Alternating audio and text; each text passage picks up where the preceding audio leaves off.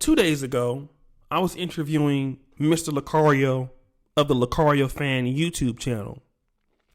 And he's a dating coach and a life coach that's very popular here amongst black men in this space in YouTube. And he was talking about his personal life with relationship to this idea that he has a wife and a girlfriend. So he's married and has a woman on the side. And when he was talking to somebody about this, some other woman, most notably, and he was explaining his lifestyle, and this is how it is. A woman says to him, "Oh, that's how you living right now? You just ain't met the right woman yet." You know, because if you meet the right woman, then all of a sudden you will change your mind. Now, last year I did a video about this whole idea of people hooking you up with folks that they think you should be with. And I want to shout out my brother Blackest Night because he asked me to weigh in on this particular idea. And this idea, a lot of times when it comes to black men, if you're single and if you're starting to have relationship issues or you raise your standards, somebody's going to want to know why you single. Or somebody's going to want to know why you feel the way you do about women. Why you have a certain way of feeling about black women.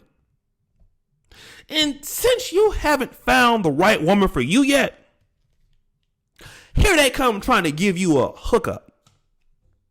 Because since you don't know the right one for you, they know it. And this is what you end up with that Chris Tucker off of Friday. She looked like Freddie Jackson. This is when they end up hooking you up with somebody that is real busted. I think you'll be good for her. This motherfucker 5'4", 3,017 pounds. But no, you need to be with her. This is good for you. And see, it's this whole concept when it comes to black men and the self-agency of black men, which is being disrespected, that black men cannot decide on what they want for their dating lives. And see, this whole idea and concept that black men cannot decide for themselves what they want, or black men are not allowed to have their own standards for what they want, or black men don't have the right to have their own self-agency for how they want to live their lives. In other words, you cannot tell me what you want because your life does not matter. Your ideas do not matter. And you are not complete until you have met that woman. Or you have met a woman. And so here you have brothers living happy lives, yet being conditioned that somehow your life is not complete. That somehow what you have been learning in red pill ideology about the women, the nature of women, and you've accepted it, it's all going to change when you meet this woman. How about this motherfucker? How about the shit is what it is? How about that? How about the fact that if black men feel a certain way about whatever the fuck they feel about, that is just how they feel. And it's not for you, a man or a woman, because a lot of times you have niggas saying the same shit too. You just ain't found the right one. How about you go sit your motherfucking ass down? How about the fact that this man is standing on his own ideas, his own principles? It's unorthodox to you, but that is how he lived his life. And this is what I'm telling you, black men. Stop trying to tell a black man he ain't met such and such yet. Once he meet this thing, it's going to change his life. He is going to change his life. Not you, nigga, or whatever the fuck your idea is. It is him.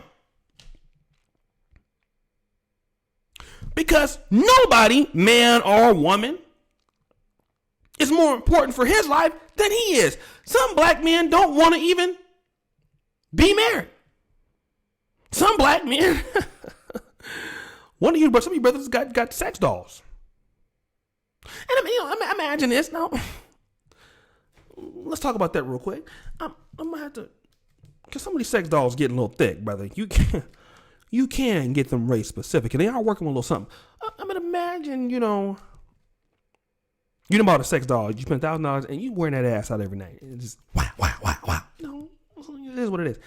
Somebody come and tell you you ain't met the right woman yet, and once you meet the right woman, you're gonna stop on this sex doll. I mean, it comes to the idea that as stupid as that may sound, if that man is happy with how he's living his life, stop trying to shame him for fucking that sex doll. Or doing what he's doing. Or being celibate. There's some brothers out there who are in that lifestyle, man. There's some guys who haven't had sex in, 3-4 years. Guys who are not interested in certain kinds of women. Oh man, no, you gonna meet the right girl, she gonna blow your mind. Man, well, it could be true, but why don't you ask him what took you to your thought process? We gotta deal with that. A lot of times with black men, we think that a woman is the solution for everything. Instead of asking the black man, why did you get to your position? Or why did you get to work? See, this is how, as brothers, we need to start being more understanding. We know that women don't understand that, what everything, because the reason why women say that is women really deep down know that black men are necessarily don't really need them. We don't need them. Black women can easily say they don't need us. But to use that kind of mental warfare on you, you haven't met the right one yet. Well, brother, what made you do this? And a lot of brothers that have kind of given up, like the MGTOW dudes, the dudes who don't want to get married, the dudes who don't want long-term relationships, the dudes that have been divorced. You ain't met the right woman. Man, listen, maybe that man is where he's at mentally for a reason. And I think as men, because I can't talk to the women, but let's deal with this. Let's try to be more understanding of why a man is where he's at. Because people can change. But a woman cannot change a man. A man can change himself. A man makes a decision to change himself for whatever reason he did. That woman might be an influence, but no woman changes a man. A man makes a decision that, okay, now I'm going to do something different. I'm going to tell a story about my step-grandfather, if you will. He was an alcoholic for 30 years. Nigga would show up to work, never missed a day at work, drinking before the job, on lunch, after lunch. People would come and tell him, man, why you drinking all this liquor, man? You shouldn't be doing this motherfucking shit, dog. But it didn't matter. Something similar, man. You ain't found the right person yet. Brother, if you find the right woman, you'll stop drinking. He wouldn't listen to it. He kept on drinking. One day he got in the car and he decided, I really don't like throwing up, man. Personally, this is not for me no more. So I don't want to do it. And at that moment, he did it himself. He did not need anybody to see. Men don't need somebody else, because if you have to change for a woman, that means you don't have control of your life. You don't have control of your own stuff.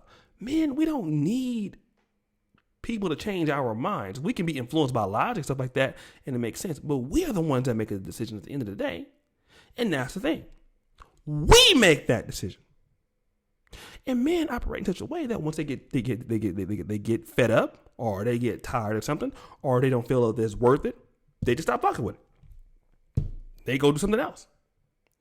And that is why this topic is important.